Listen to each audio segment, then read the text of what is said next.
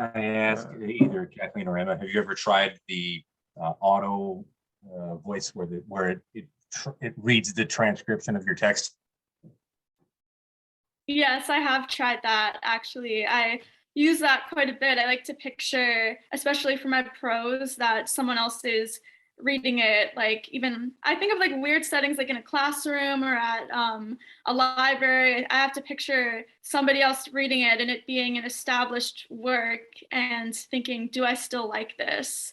Which maybe isn't the best approach, but I definitely like having it read out loud, also because I have severe OCD, so I need to hear it in order to know that I didn't mess up. But I actually do that all the time, yes. Yeah, I only discovered this within the last 6 months, and everybody knows what it feels like to hear your own voice on a tape recorder. Oh, that's terrible. It sounds different in my head. But there was something uncanny, but also kind of liberating because I had handwritten something. It was, kind of a prose poem, let's call it. And I figured out I could take a picture of it with my phone and then it would read it back to me. And that was actually kind of great. There was a forced objectivity that I couldn't do myself. Oh, I'll put it in a drawer and I'll leave it alone, or have a friend read it out loud to me. Okay, but they're your friends, so they're doing something as they read it back. This was robotic, and you could kind of hear different things. It was like a little bit of X-ray vision, and I kind of loved it. That's interesting. Yeah, I've never done it that way. The one thing I was thinking of on that point is like, even just in a small group setting like this, if we each brought a piece, and then somebody else reads it just in the workshop setting. So it is something the person who's reading is just seeing it for the first time, but they all are also trying to read it. And so it's not a great reading, maybe, unless you're maybe a better reader than I am, but it highlights, okay, this part flows, like there's no gaps in the reading, and then you get stuck maybe in a line or two that's a little clumsy. You bring out the points where, okay, that's wordy, that needs to like change, just because the person reading it and seeing it for the first time is getting caught up or just stumbling or something. It's not a perfect, I wouldn't, make all your changes just based on one reading, but it does highlight, in a workshop context, like, oh, yeah, those two words together, like that's a mouthful, like that doesn't really work. But on paper, when you're, putting words in a notebook, you can get a little bit carried away. So it makes that kind of more real and more tangible. And just that first reading thing was actually pretty enlightening for me. To actually be the reader reading somebody else's thing, and then hearing something I wrote read by somebody else for the first time. So that was pretty cool. So I would offer that one. But yeah, if you don't have that option, press play on your program. No, that's really interesting advice to do that, if you don't have someone to do a table read to, or a group of people to share that experience with, just to, have the device read it back. It's not doing you any favors, but it's also not it's not stumbling over words. It'll mispronounce some things. You're like, all right, well, I get that. But there is a weird comfort in the coldness, the literalness of it. And part of your brain could say, oh, that didn't work the way I thought it would in my mind. And then another phrase will kind of unfold in a way like, yeah, that's probably not right. So it works for kind of sentence to sentence revision. Emma, you said you were working on some longer things like actual novels.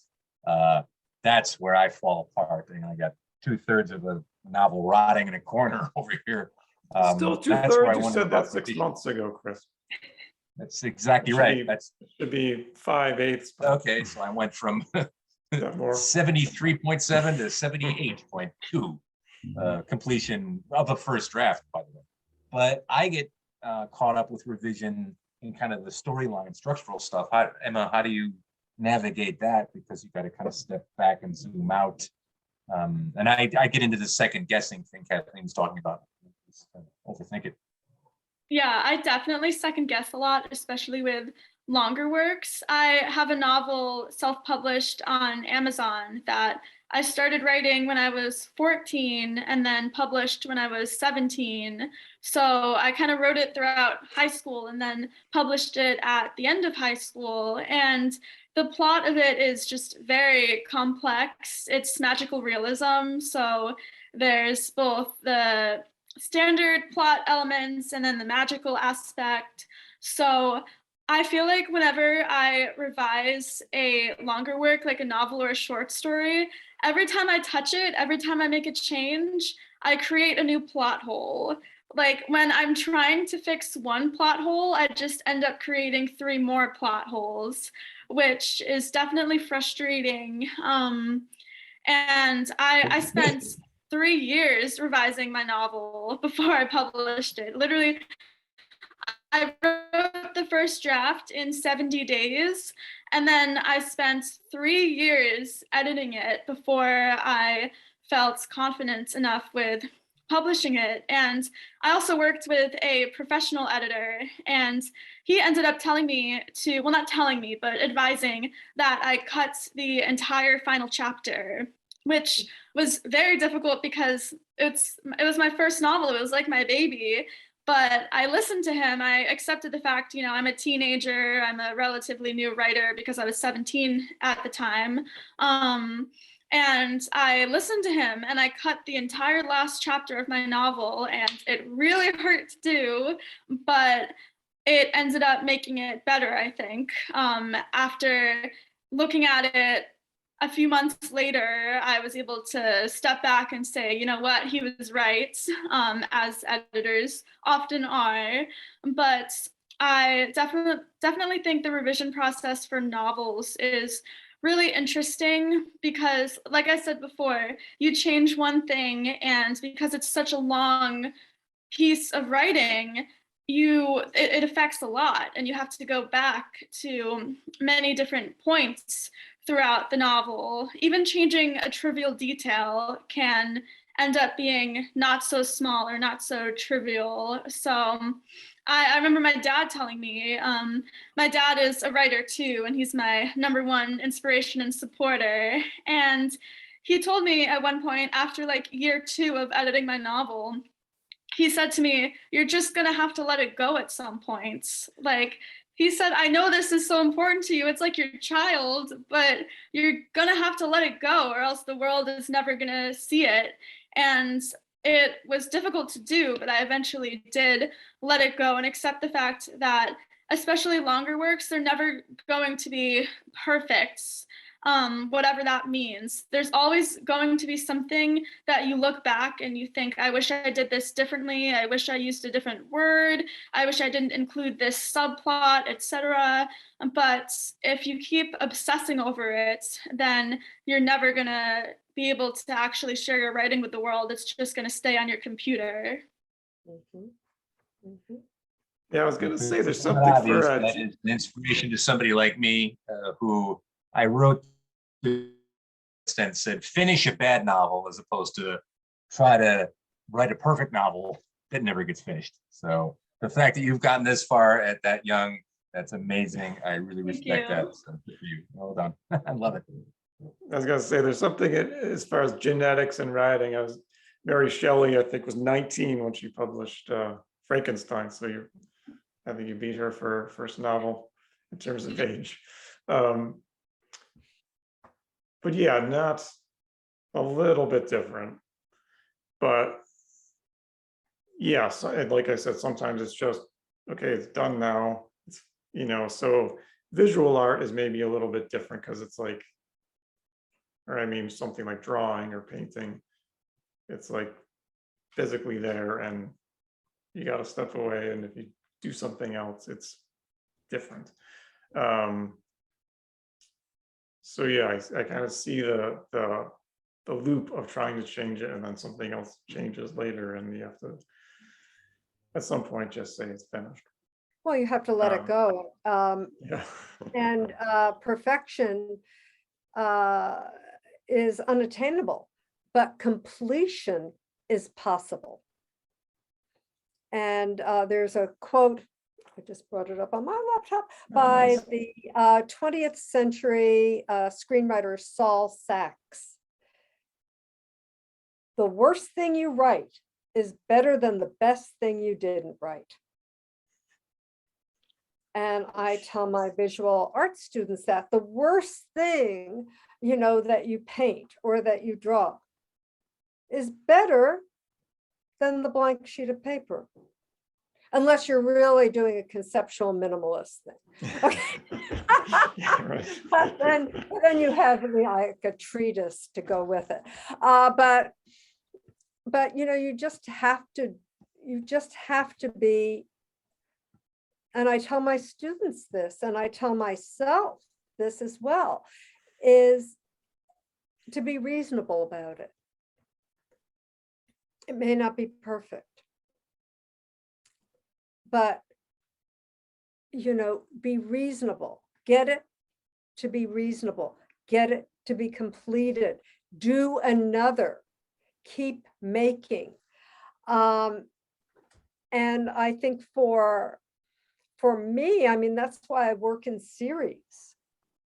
You know, because I know that the one piece is not going to be able to express the totality of what I want to share and create about that subject. So there's a series of works, and each time, you know, all of those iterations, I'm learning through each one.